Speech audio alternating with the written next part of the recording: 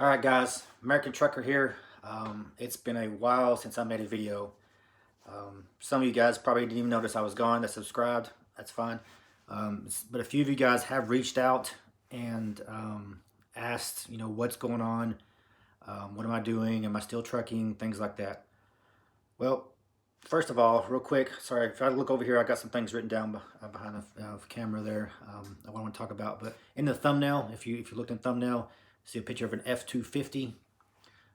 That says 1985 F-250 6.9 IDI. So it's a diesel manual 4-speed.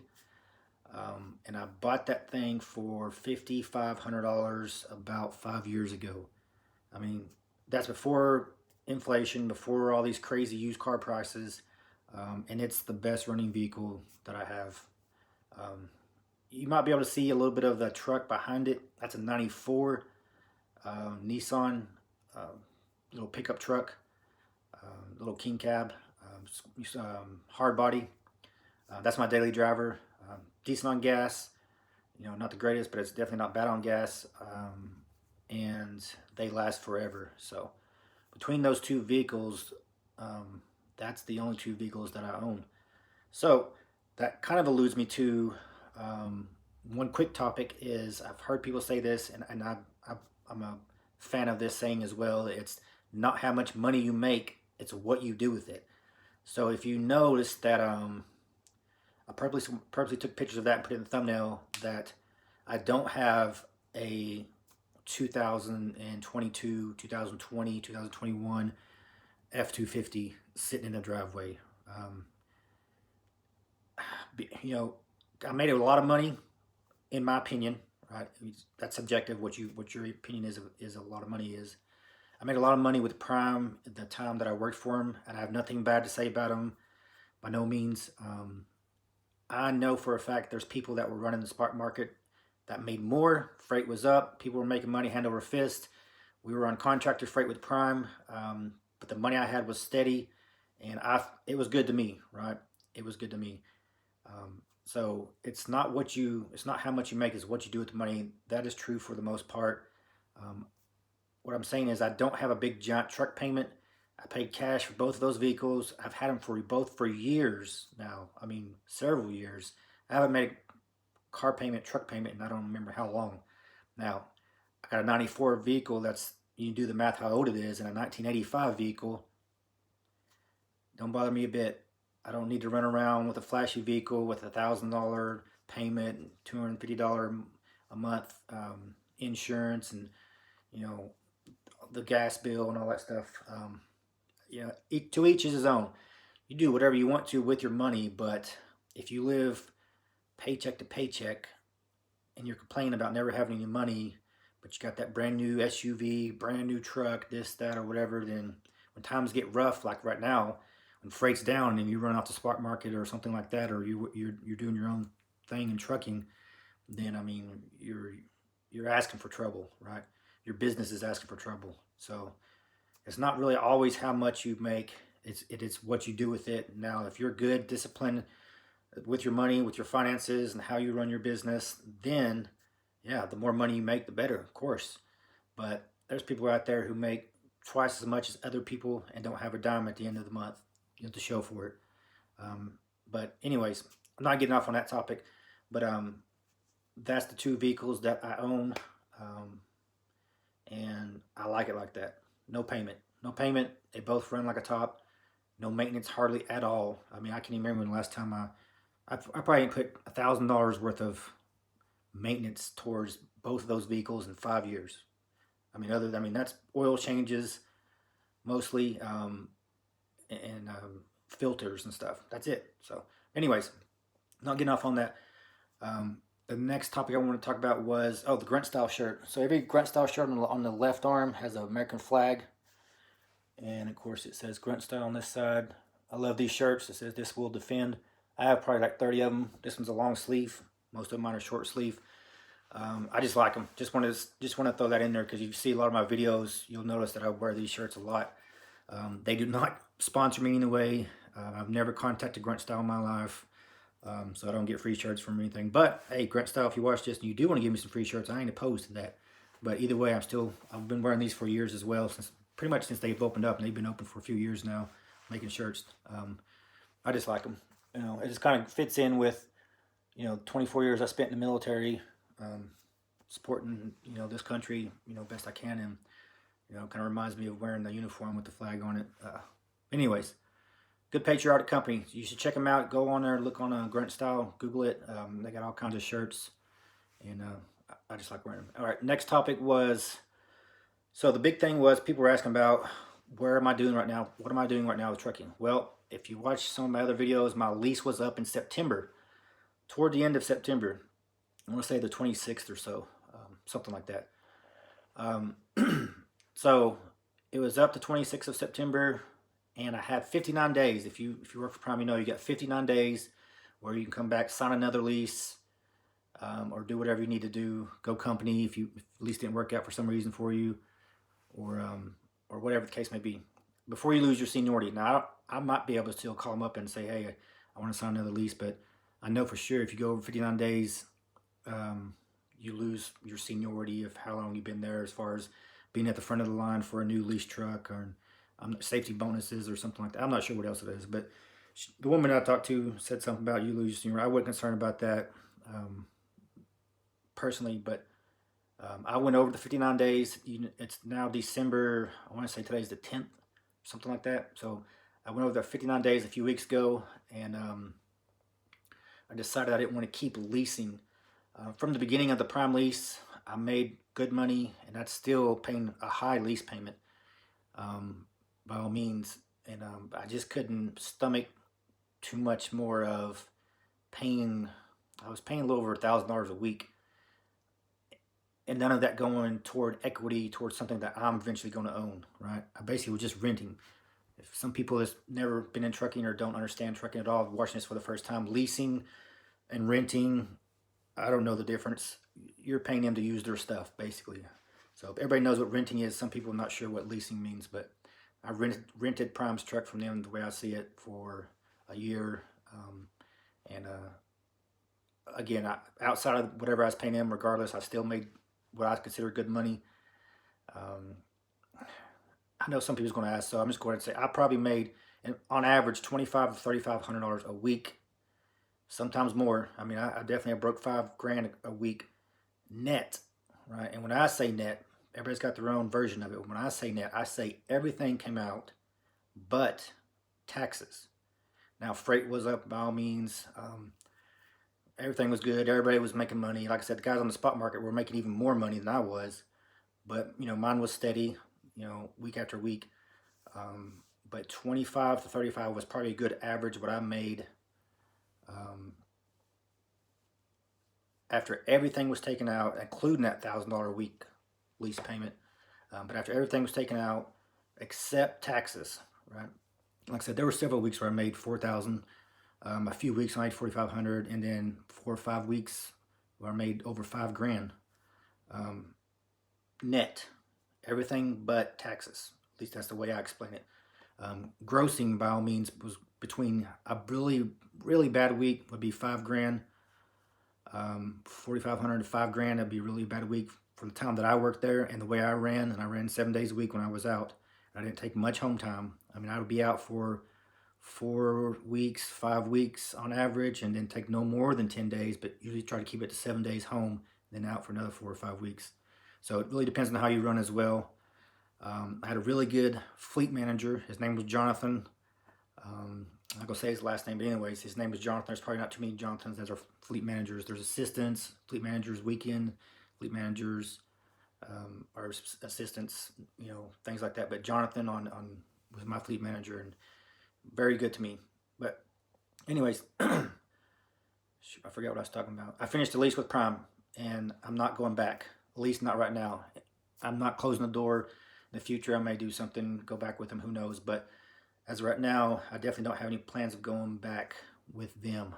All right, so that's where I stand with Prime. Good company, especially for a mega carrier, especially, right? People talk a lot of smack about mega carriers. They say you can't make a lot of money. Subjective. I feel like I made pretty good money. And the staff and the support was phenomenal. Now, I got it, yes, It's not that mom and pop feel. Everybody doesn't know you by your name. Me and Jonathan he was probably the only person I really knew by name that I dealt with on a regular basis. I didn't care. I was there to make money. I wasn't really there to make friends. I don't know any of those people at Prime, but I don't have anything bad to say about them. And I think the communication was pretty good 95% of the time.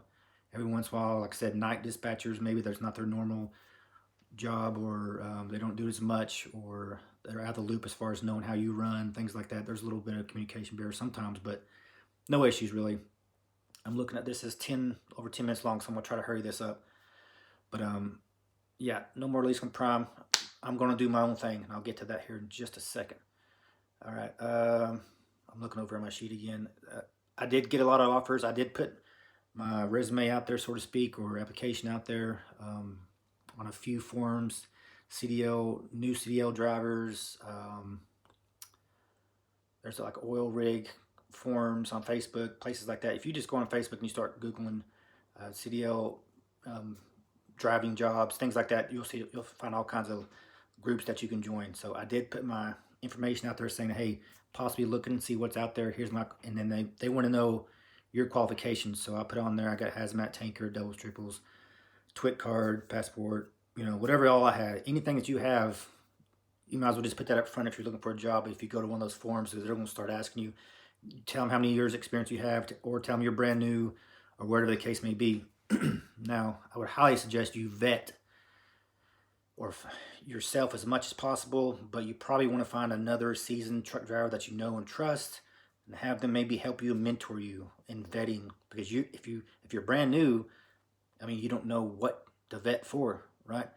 And I still stand by, if you're brand new and you come fresh out of school and you don't know what to do, I would go to Prime personally, but I'm a little biased because I went there, but I'm biased because I think it was the right move for me at that time as a brand new driver, to get my feet wet, to get some experience, to learn about the industry.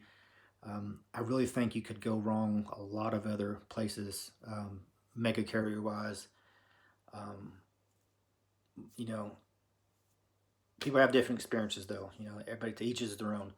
But I still highly recommend Prime. I've never got one single referral, not one, by all means as well, and I still not. And if you're not working for Prime, I don't think you can get one anyway. So I'm not going to sit here and tell you something that I don't fully believe in.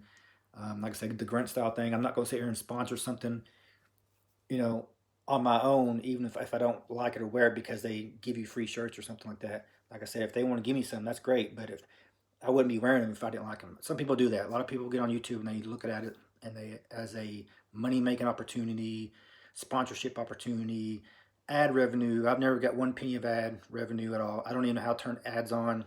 Maybe they're on as you guys watch them. I don't see them on my end.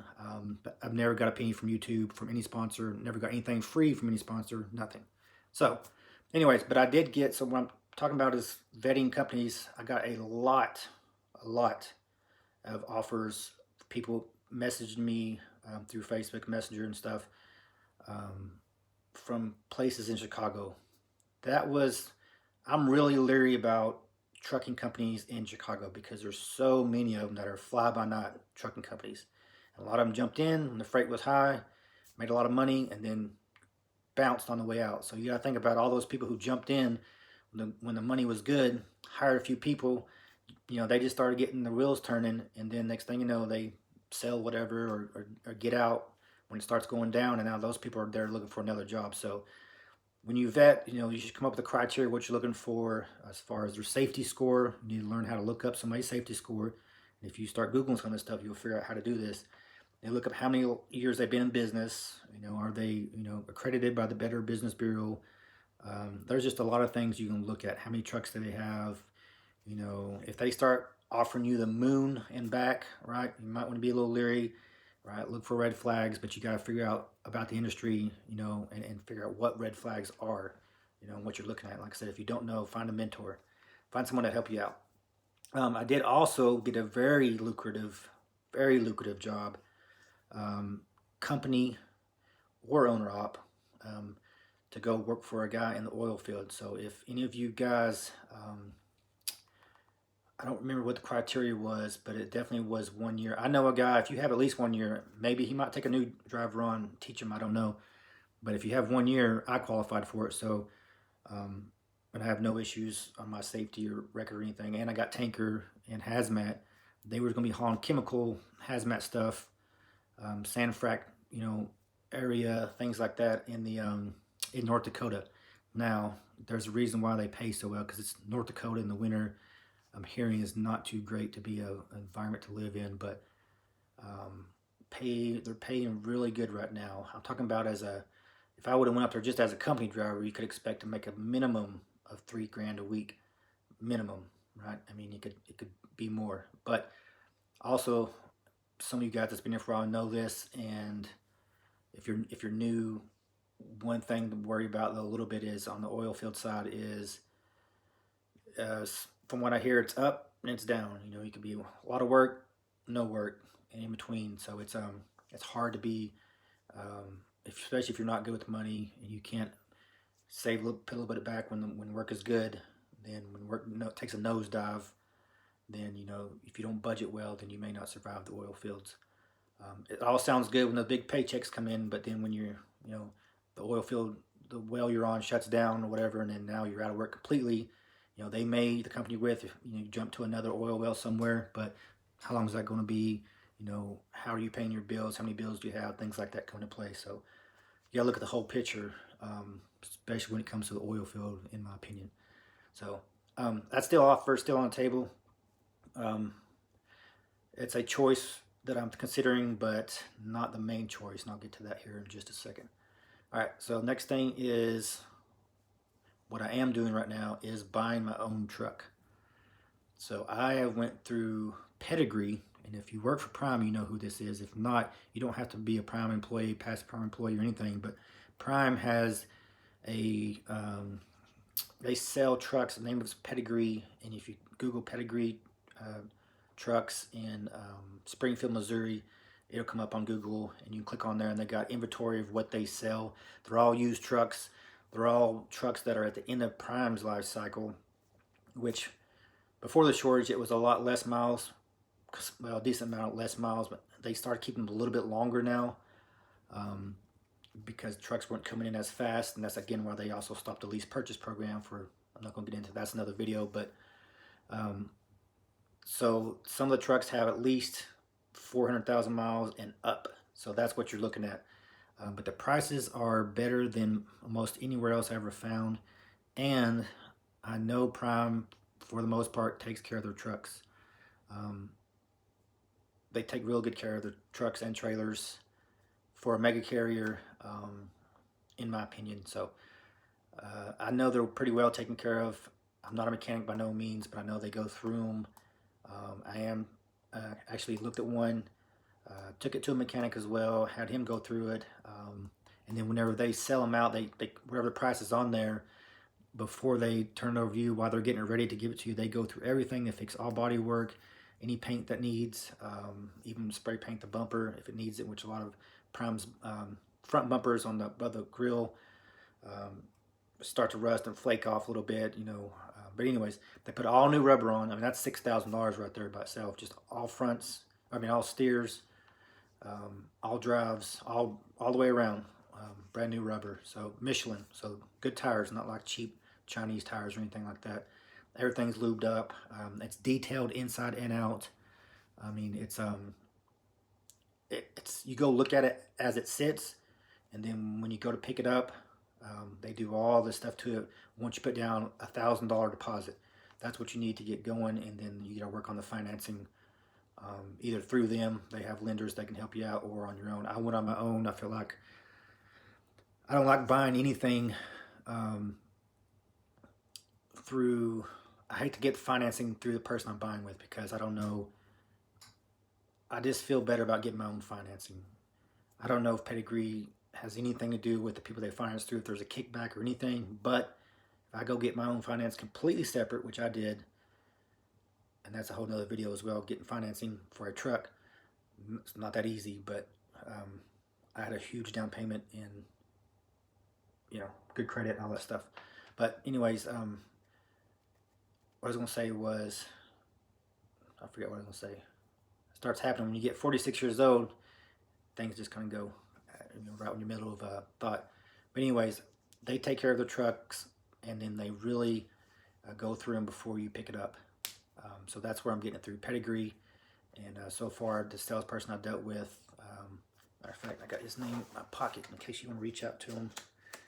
Tell him that I bought a truck from you, and here I'll just put it on here. That way you can see it, you can read it. Davey Robinson, and he has been excellent to me throughout the process so far. Of course, he's selling me something, but you know he really has been good to me so far. So there's his card. Truck expert, it says. Anyway, oh, here it is. Pedigree sales. So there you go. Pedigree trucks, yeah. So pause that if you're interested, or you can just Google that. Talk to Davey. If you're interested in the truck, and then just say, "Hey, I'm interested in the truck. How does this process work?" He'll help you out. Tell him American Trucker sent you. Tell him I'm buying a truck off of him, and you've seen this on a YouTube video, and then he might be able to work with you a little bit better, just for the fact that somebody referred him. But anyways, all right, so that's that. I'm gonna buy a truck, and then as of right now, I'm pretty sure I'm going to lease on. I really been thinking about getting my own authority, and all that stuff, and doing everything myself. But I jumped right into lease. People said you shouldn't go straight into leasing, but I was successful. Maybe right now, especially, I know there are a few people who've got in recently within the last couple months since I've turned my truck in, and say they're not doing well. And I think prime is freight slowing down, and they're sitting for a day sometimes throughout the week.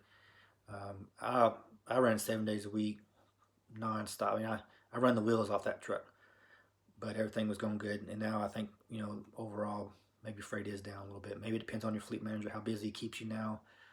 Maybe it depends on your seniority. I don't know, but I didn't have a problem with it while I was there personally, right? But things change, and that don't mean you wouldn't if you went there tomorrow. If you got hired on, that make as much as I did, and maybe you would make more. I don't know. Just everybody's different, I guess. Everybody's situation is different.